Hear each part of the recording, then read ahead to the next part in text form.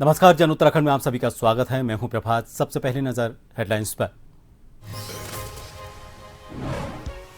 CM Dhami ने उत्तराखंड का 1,11,000 करोड़ का बजट किया पेश। विकास, रोजगार और पर्यटन पर फोकस। विकसित उत्तराखंड और विकसित भारत 2047 का लक्ष्य।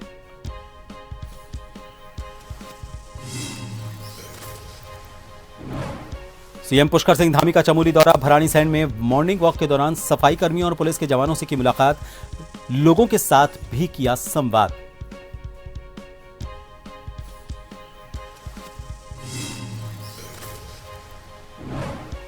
हरिद्वार में भीषण सड़क हादसा। मोतीचूर फ्लाईओवर पर कई वाहनों में टक्कर के बाद लगी आग। एक महिला की मौत, 15 से ज्यादा लोग घायल।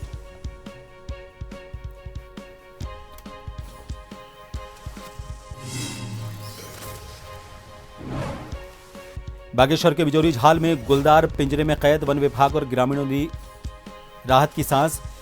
कई दिन से मवेशियों का कर रहा था शिकार।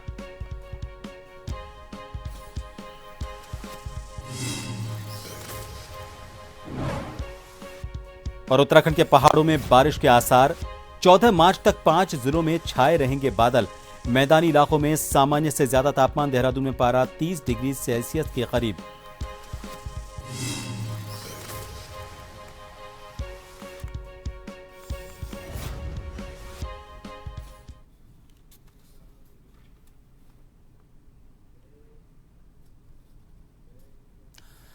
उत्तराखंड की शीतकालीन राजधानी गैरसैंण में मुख्यमंत्री पुष्कर सिंह धामी ने वर्ष 2026-27 का बजट पेश किया। इस दौरान सीएम ने 1 घंटे से ज्यादा का बजट भाषण पढ़ा। इसके बाद विधानसभा अध्यक्ष रितु खंडूड़ी ने सदन की कार्यवाही कल सुबह 11 बजे तक के लिए स्थगित कर दी। इस बार राज्य का बजट आकार 1,11,703 करोड़ रुपए रखा गया है, जो पिछले साल के मुकाबले करीब 10.41% ज्यादा है।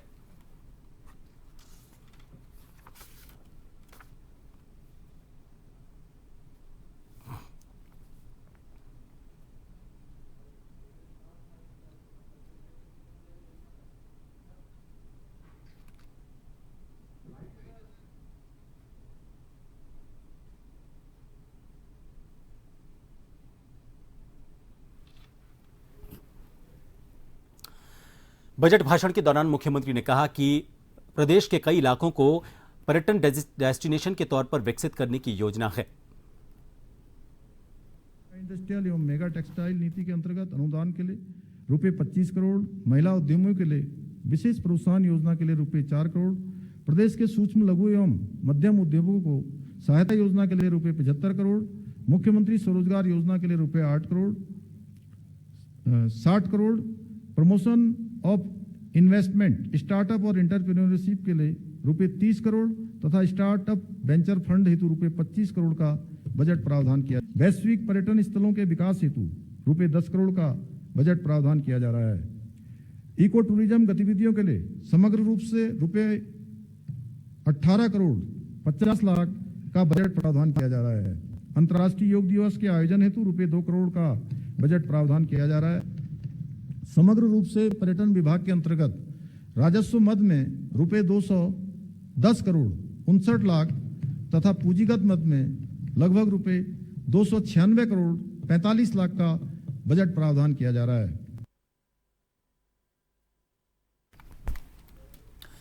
बजट पेश करने के बाद मुख्यमंत्री पुष्कर सिंह धामी मीडिया से रूबरू हुए और बजट की बातें साझा की।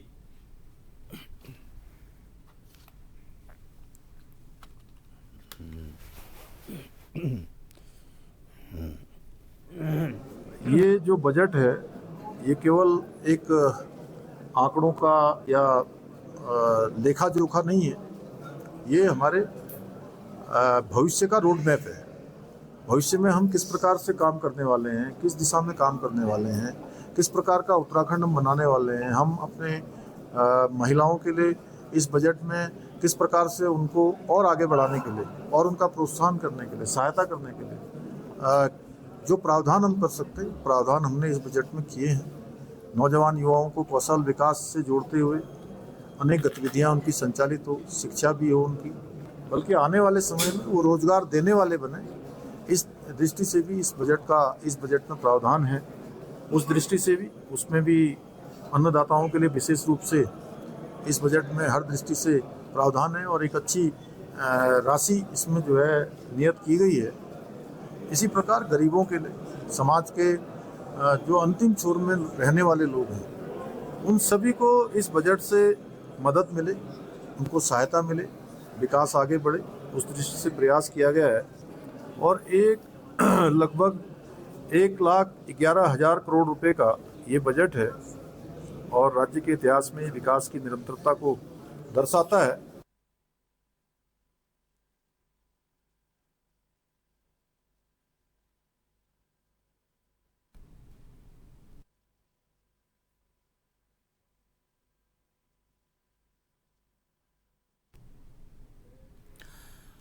बजट में कौन कौन से नए प्रावधान हैं, किस तरह की नई घोषणाएं की गई हैं, वो आपको बताते हैं।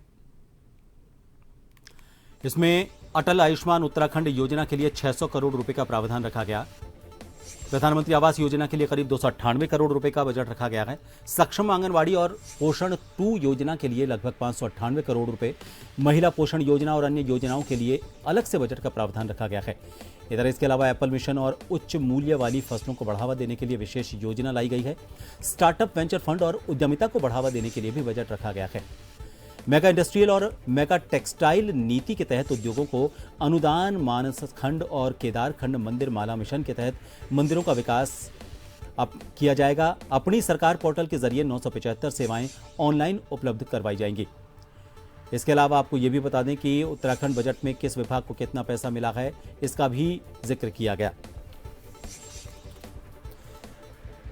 इसमें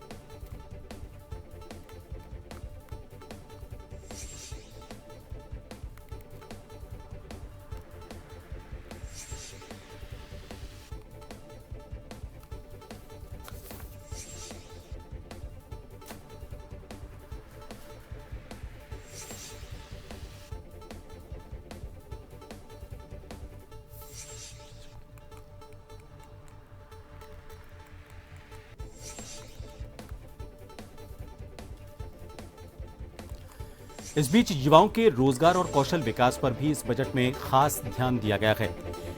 मुख्यमंत्री स्वरोजगार योजना के लिए 60 करोड़, मुख्यमंत्री प्रतिभा प्रोत्साहन योजना के लिए 10 करोड़, तकनीकी शिक्षा और प्रशिक्षण संस्थानों के लिए भी बजट बढ़ाया गया है।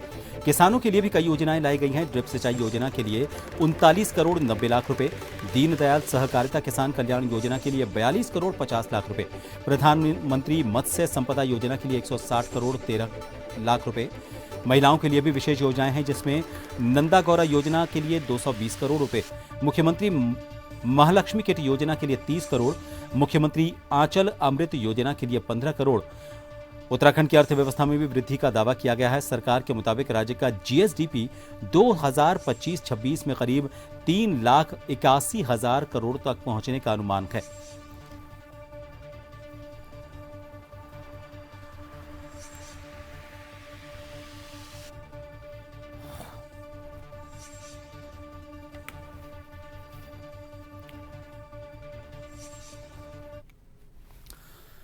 सरकार ने मेडिकल क्षेत्र की बात करें तो इस पर भी खास फोकस रखा है। सरकार ने स्वास्थ्य सेवाओं को मजबूत करने के लिए बड़ा बजट रखा है।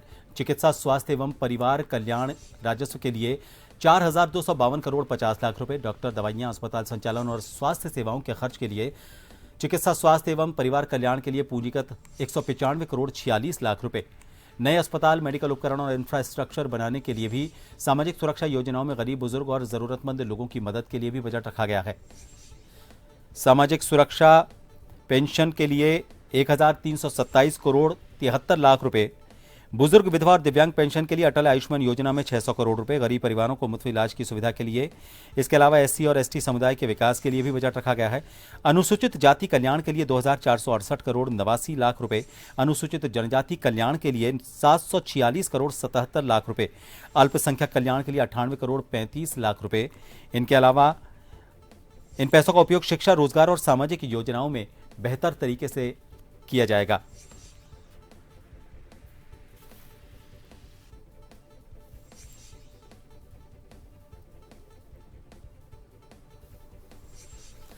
महिलाओं और बच्चों के पोषण और कल्याण के लिए भी कई योजनाएं लाई गई हैं। सक्षम आंगनबाड़ी और पोषण 2 के लिए 598 करोड़ 33 लाख रुपए, प्रधानमंत्री पोषण मिशन के लिए 149 करोड़ 45 लाख रुपए, ईजा बोई शगुन योजना के लिए 14 करोड़ 13 लाख रुपए, महालक्ष्मी किट योजना के लिए 30 करोड़, बाल पोषण योजना के लिए 25 करोड़, आंचल अमृत योजना के लिए 15 करोड़, वात्सल्य योजना के लिए 15 करोड़, महिला पोषण योजना के लिए 13 करोड़ 44 लाख, महिला एवं बाल विकास निधि के लिए 8 करोड़, विधवा बेटियों के विवाह के अनुदान के तौर पर 5 करोड़, आवास इनके विकास के लिए भी कई तरह की ऐसी योजनाएं लाई गई हैं जो महिलाओं और बच्चों के पोषण और कल्याण के लिए कही जा सकती हैं।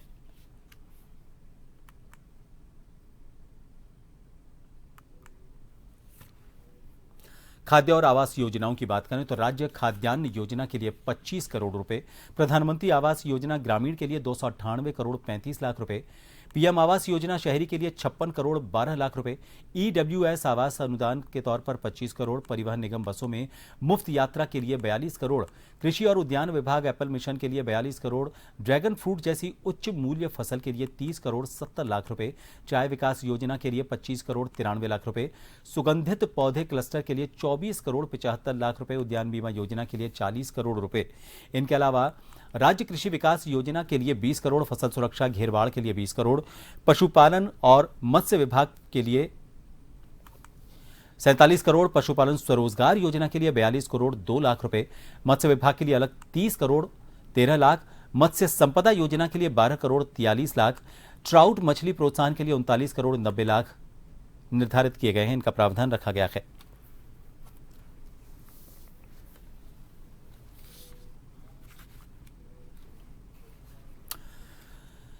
तो इन के बीच में आपको यह भी बताते चलें कि युवाओं को रोजगार और उद्योग बढ़ाने के लिए किस तरह से बजट का प्रावधान रखा गया है। मेगा इंडस्ट्रियल और टेक्सटाइल नीति के लिए 25 करोड़, महिला उद्यमी योजना के लिए 4 करोड़, एमएसएमई सहायता के लिए 75 करोड़, मुख्यमंत्री स्वरोजगार योजना के लिए 60 करोड़, स्टार्टअप और निवेश प्रोत्साहन के लिए 30 करोड़, स्टार्टअप वेंचर फंड के लिए 25 करोड़, पर्यटन को बढ़ावा देने के लिए बजट रखा गया है। वैश्विक पर्यटन स्थल विकास के लिए 10 करोड़, इको टूरिज्म के लिए 18 करोड़ 50 लाख, अंतर्राष्ट्रीय योग दिवस के लिए 2 करोड़, राजस्व खर्च के लिए 210 करोड़ 59 लाख रुपए, पूंजीगत खर्च 296 करोड़ 45 लाख रुपए।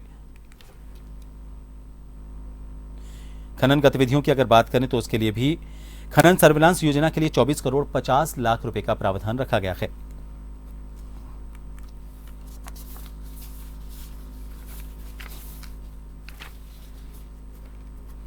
एक ब्रेक के लिए रुकेंगे, बने रहिए जन टीवी पर।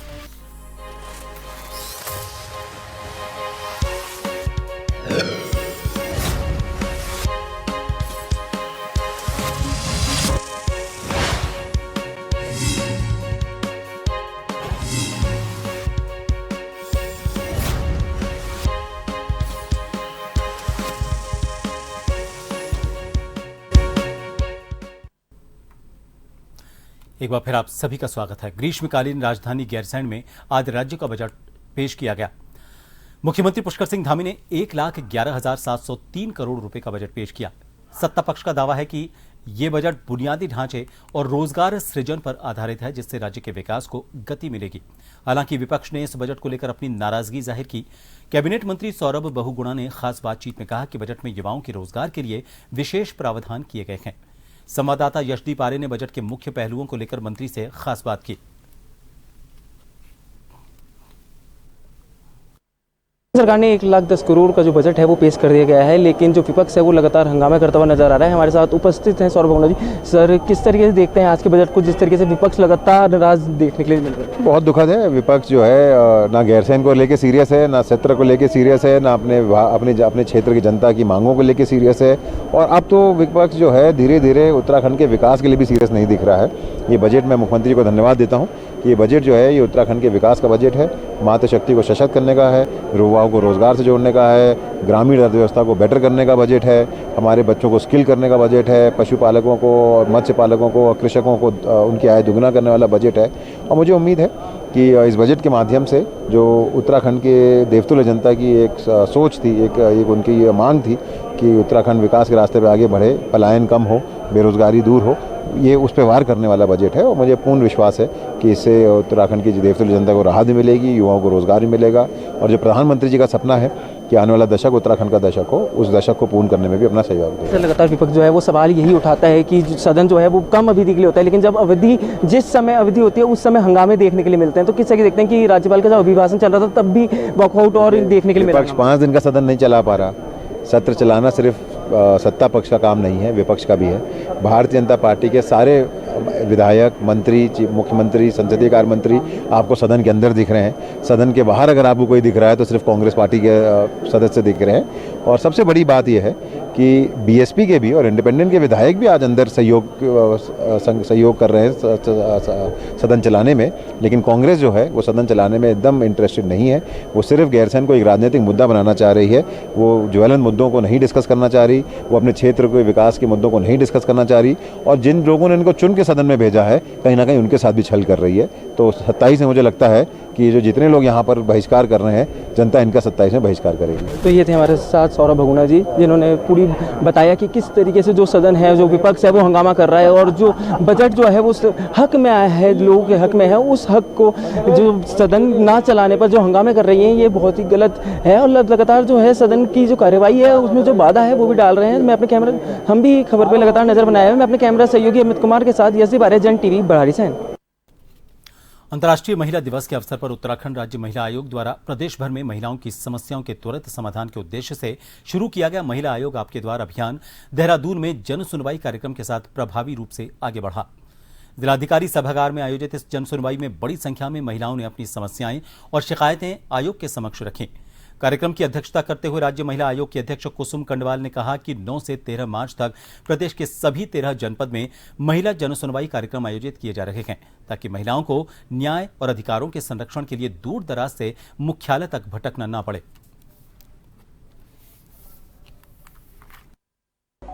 सबसे पहले तो महिला आयोग आपके द्वार प्रत्येक जनपद में हम जन सुनवाई कर रहे हैं। आज देहरादून से हमने शुरुआत की है और आज देहरादून में अच्छी बात यह है कि हमारे संबंधित सभी विभागों के अधिकारी यहाँ पे उपस्थित रहे हैं और क्योंकि इसमें निस्तारण के लिए हमें थोड़ी आसानी हो जाती है और इसमें हमारे पास 25 केस आए जो कि हमने बहुत अच्छे से उनको निस्तारित किया है। जो हमारे लायक हो हमने खुद देखा है, जो अन्य विभागों से, पुलिस से हो या प्रशासनिक स्तर के हैं, उनके सामने हमने निस्तारण किया और उन्हें आश्वस्त किया है। सभी लोग यहाँ से आश्वस्त होके गए हैं और निश्चित ही इस तरह की पहल एक अच्छी पहल है। और 9 तारीख से लेकर 13 तारीख तक उत्तराखंड राज्य महिला आयोग प्रत्येक जनपद में हमारे जो माननीय सदस्य हैं, हमारी माननीय उपाध्यक्ष हैं, सभी लोग इस कार्यक्रम को आगे बढ़ाएंगे। इस विभाग की टीम ने मेडिकल स्टोर्स पर अचानक से छापामार कार्रवाई की, जिससे हड़कंप मच गया। औषधि निरीक्षक डॉक्टर अर्चना उप्रेती के नेतृत्व में ग्राम गौजानी और नगर क्षेत्र में जांच की गई। अनियमितताएं मिलने पर एक मेडिकल स्टोर को बंद करवाया गया और 2 को नोटिस जारी किए गए हैं। कार्रवाई के दौरान दवाओं के सैंपल लेकर जांच के लिए रुद्रपुर प्रयोगशाला भेजे गए। विभाग ने फरार स्वामियों के खिलाफ भी सख्त अभियान जारी रखने की चेतावनी दी है।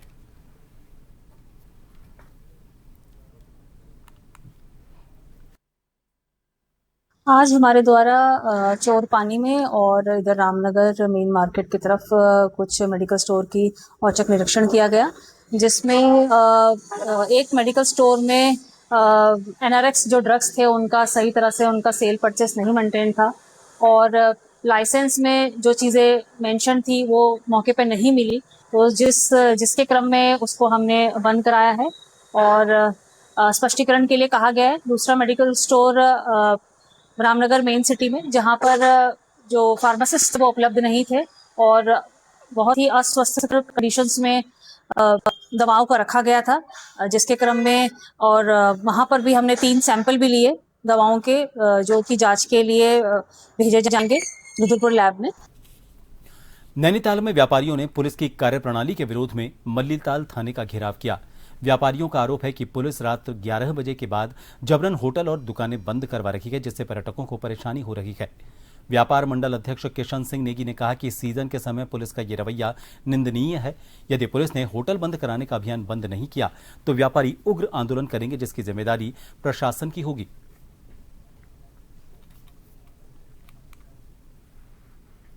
व्यापारिक प्रतिष्ठानों को बंद कराया जा रहा है, उसमें पुलिस प्रशासन द्वारा न तो कोई आदेश जारी किया गया है, न किसी तरह की कोई सूचना दी गई। एक फरमान औपचारिक रूप से कोतवाल साहब या उनके सहयोगी जितने व्यापारिक प्रतिष्ठानों में जाते हैं और उनसे बंद करने की धमकी देते हैं। हमारे व्यापारियों से गाली गलौज करते हैं, किसी का तंदूर खुला रह गया तो उससे कहते हैं तो कुछ तंदूर में घुसेड़ दूंगा। और इतनी अभद्रता इस पुलिस प्रशासन में हमने आज तक कभी नहीं देखी। व्यापारिक प्रतिष्ठान, होटल व्यवसायी और तमाम तरह के जितने भी व्यवसाय करने वाले हैं उनके संग अभद्रता की जा रही है, टैक्सी वालों के संग अभद्रता की जा रही है, गाली गलौज की जा रही है। मर्यादा की सारी सीमाएं इस पुलिस ने नाक दी है। आखिर आपातकाल से भी ज्यादा खतरनाक स्थिति इस कोतवाली में पैदा हो गई है, जिसके लिए हमें मजबूरन आज यहाँ इकट्ठा होना पड़ा। हम एक लेटर देने आए जिसका इन्होंने यहाँ पे रिसीव करने से मना कर दिया। उसके उपरांत हम सब लोगों को यहाँ पुनः एकत्रित होना पड़ा।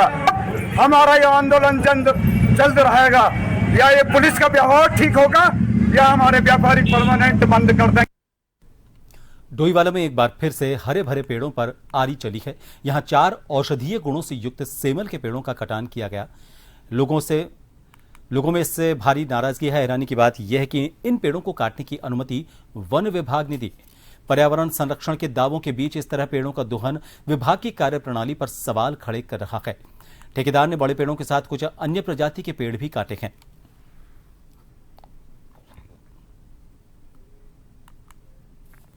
लोहाघाट के बजरंगबली वार्ड के डिग्री कॉलेज सड़क में विद्युत लाइन में अचानक हाई वोल्टेज आने से लोगों की बड़ी संख्या में विद्युत उपकरण फूंक गए। इससे लोगों को हजारों का नुकसान हो गया। वार्ड सभासद सुरेश फरत्याल ने बताया कि आज सुबह अचानक हाई वोल्टेज आने से उनके वार्ड में कई लोगों की वॉशिंग मशीन, एलईडी, मोटर और विद्युत बल्ब फूंक गए। इससे लोगों को बड़ा नुकसान पहुंचा। मामले में विद्युत विभाग के अभियंता ललित बिष्ट ने बताया कि न्यूट्रल ब्रेक होने से अचानक से विद्युत की वोल्टेज बढ़ गई, इसके कारण यह घटना हुई। उन्होंने कहा कि सूचना पर मौके पर विद्युत कर्मियों को भेजा गया। कहा कि जल्द बिजली के पोल से बिजली मीटरों को हटाकर लोगों के घरों में लगा दिया जाएगा। उन्होंने कहा कि विभाग समस्या का समाधान कर रहा है। एकदम पोल में पता नहीं क्या हुआ, मैं मशीन चलाई थी। मशीन में एकदम आग लगी। मैं नीचे आने तक तो वहाँ धुआं आने लग गया मशीन में मेरे। फिर तब तक लाइट ही बंद हो गई। मेरा वॉशिंग मशीन जल गई है। पता नहीं, बोल रहे हैं अगल बगल किसी की टीवी फूकी है, किसी का कुछ नुकसान तो सबका हो रहा है। नीचे तो मीटर में आग लग रखी है धोनी जी लोगों के। मतलब उससे बिजली की उससे तो हो रहा है। कल भी हुआ था, कल भी जली आग, फिर पता नहीं बंद हो गया, धुआं आया, बंद हो गया। लगता इसमें तो रोज हफ्ते में एक बार हो ही रहा है। चल रहा है। हाँ, बहुत समय से चलते रहता है ये। शिकायत तो करते रहते हैं, सुनते कोई नहीं है। कोई नहीं सुन रहा, कोई नहीं सुन रहा है, क्या करें। हमारे इस मोहल्ले में कल से लाइट की बहुत समस्या हो रही है। बहुत हमारे किराएदार, किसी की वॉशिंग मशीन फूक गई है, बल्ब फूक गए हैं, हमारी खुद की मशीन या भी वो हो गई है, वॉशिंग मशीन खराब हो गई है। अब ये पता नहीं क्या हो रहा है। आज से पहले तो वर्तमान में ठीक ही था, ये कल से लाइट की बहुत परेशानी हो रही है यहाँ। कि इसको जो भी है इसको जल्दी ठीक करें और इन लोगों का जो भी जिसका जो नुकसान हो रखा है तो उसको देखें एक बार कि क्या क्या नुकसान हुआ है। इन सभी खबरों के साथ फिलहाल के लिए इस बुलेटिन में इतना ही। दीजिए इजाजत। नमस्कार।